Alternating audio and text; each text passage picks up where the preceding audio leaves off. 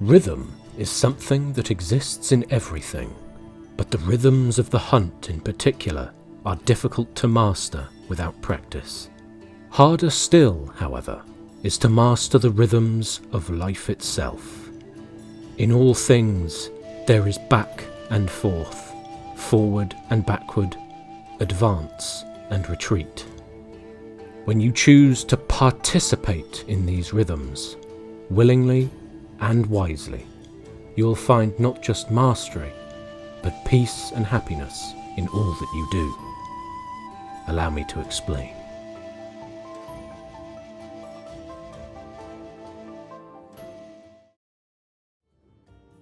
Rhythm is manifested in the world in such things as dance and music, pipes and strings. In the field of commerce, there are rhythms of profit and loss, spending and saving. In labour, the rhythm of exertion and rest. Indeed, rhythm can be found in every walk of life. It is imperative to distinguish carefully between the rhythms of flourishing and the rhythms of decline in every single thing. Whatever weapon you choose to wield, whatever monster you come to face, there is rhythm in the hunt as well. Should you wish to survive, let alone master the way of the hunter, rhythm is not to be ignored. As we hunt, we swing or shoot our weapon, attempting to do damage to the monster, weakening it until it is vanquished.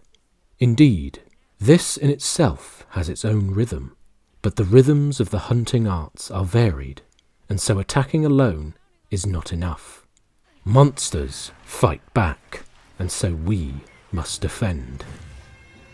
The rhythm of the hunt lives in our swinging between these two, forward into attack and backward into defence. The mistake of the novice hunter is of course to swing forward far too much, prioritising attack at the near total expense of defence. They swing and strike greedily, even as the monster rears up, ready to crush them. They commit to powerful blows that hold them stationary, exposed, giving the monster ample chance to attack. It is as if, to begin with, the novice hunter wishes for the pendulum to swing only forward and never backward. In attempting this, they achieve neither. Quickly, though, he learns to respond. He will attack with a frantic greed like before, but with a little more watchfulness. When the monster rears up to attack, he will move himself. This is when it begins.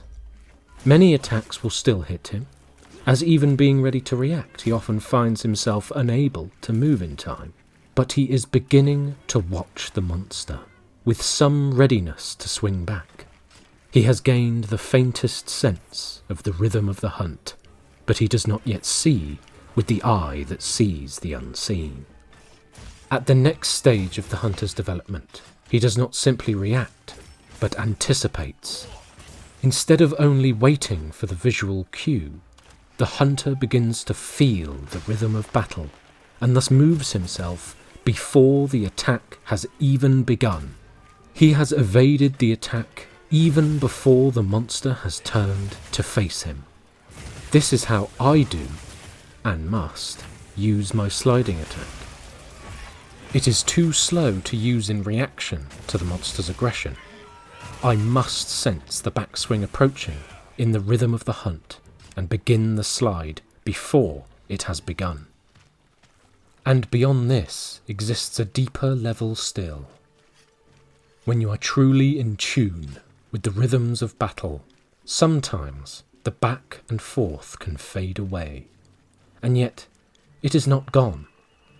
One who is reaching for true mastery with their weapon, and in the way of the hunter in general, makes the back and forth into one motion. They shift the movement of their attacks just a little bit, the tiniest nudge, so that they stand just out of the way of the monster's attacks.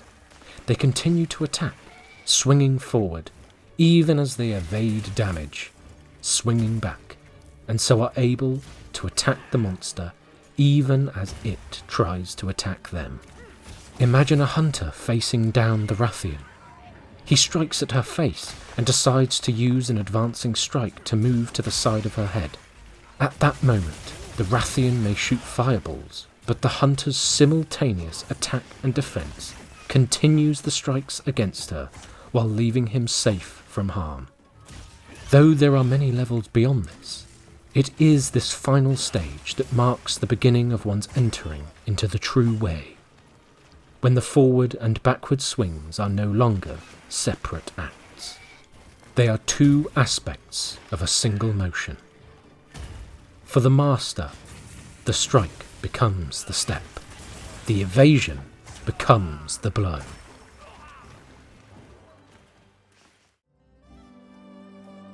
The rhythm of battle is different among the great and small and slow and fast monsters, and it is likewise so among the great and small and slow and fast weapons. The ponderous gait of a Lao Shan Lung, the relentless fury of a Rajang, the flickering strikes of the dual blades, or the steady power of the greatsword. Ultimately, the way to win a battle is to sense the rhythms of your opponent, of the specific monster, know the rhythms of your weapon, and discern the new rhythm that arises from the synthesis of the two. This synthesis is not just the secret to battle, though, of course. The importance of this harmony is found in all things, in peace as much as war. Our purpose in combat is to vanquish the opponent, and all our actions are directed by this purpose. We all observe, then, what accomplishes this goal: attacking the monster, damaging its body, until it falls defeated. A child or fool would then seek only to attack, and grow frustrated when the monster strikes back and prevents them from doing so. When we grow older and wiser, however, we understand what is wrong with this sort of thinking. The foolishness of the child and the fool is that they wish for the pendulum to swing only forward and never backward. Then, instead of participating in the rhythm, they instead grow frustrated, refusing to heed the backward swings. But this error is not unique to children, nor in fact to those we would call fools. All of us do it, in varying domains and to varying degrees. That includes me. It includes you. To understand this and achieve the wisdom of rhythms, we must consider what it means to swing forward and to swing backward. To swing forward is the willful act to move us toward our goal, action in direct alignment with our purpose, whether that be attacking the monster, acquiring more of what you want, or literally walking toward your destination on a journey. When we swing forward, we bend and shape the world to our will. To swing backward, by contrast, is receptivity, flowing with reality instead of against it. Not bending reality, but gently redirecting it, or in many cases, yourself. As I have mentioned, swinging backward is difficult because it involves activity that does not obviously align with our purpose. This applies to defending against or evading the monster, but an easier example would be the metaphor I just mentioned, that of a journey toward a destination. When seeking our destination, we therefore seek the straightest possible path to it. However, there are innumerable obstacles that may stand in our way. A rock, a fence, a mountain.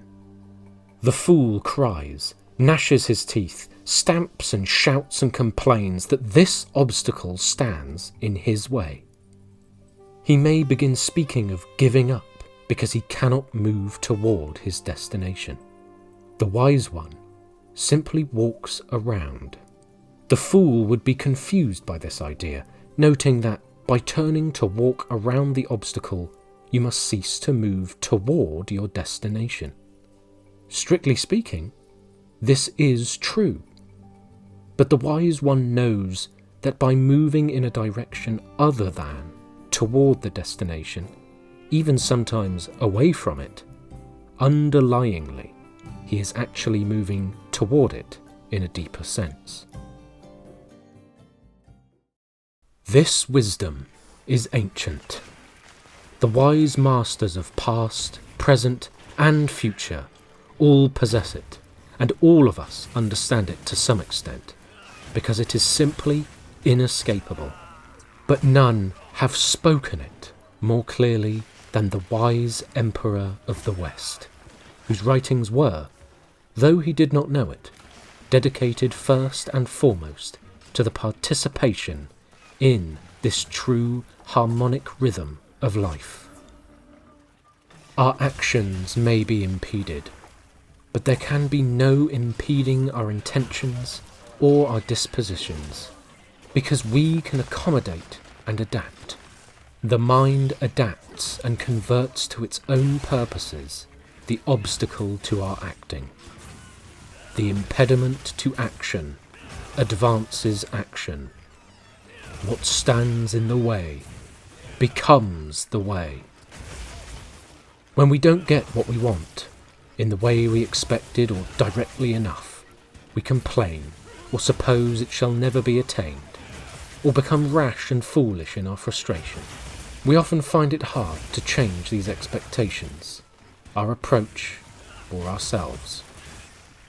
Quite simply, we want to swing forward forever, and never back. In all things there is impediment, and there is power. We use our power to advance, but we always adapt our use of it to the impediments, the obstacles that lie in our path. No one complains that the wall is between them and their destination. They simply walk around or find a door. Their path changes from a straight line to something else because of the obstacle, and this is how the obstacle becomes their new path. All of life, hunting or otherwise, is like this. When we achieve this wisdom in its highest form, and the rhythms become aligned, our swinging forward and backward become one. We attain what many hunters experience as the dance of the hunt.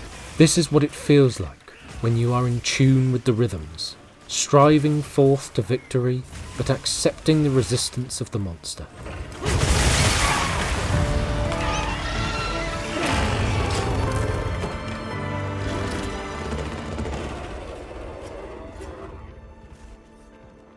The monster's charge does not interrupt your rhythm. It is part of it. You yield and strike. You strike and yield. And when this is combined with the oneness of forward and backward, you shall achieve the formless rhythm, a rhythm of wisdom. In all that you do, this must be your way. Do all that you can to achieve what is good, but in doing so, simultaneously accept all that stands in your way. Use your strength, but know when to yield.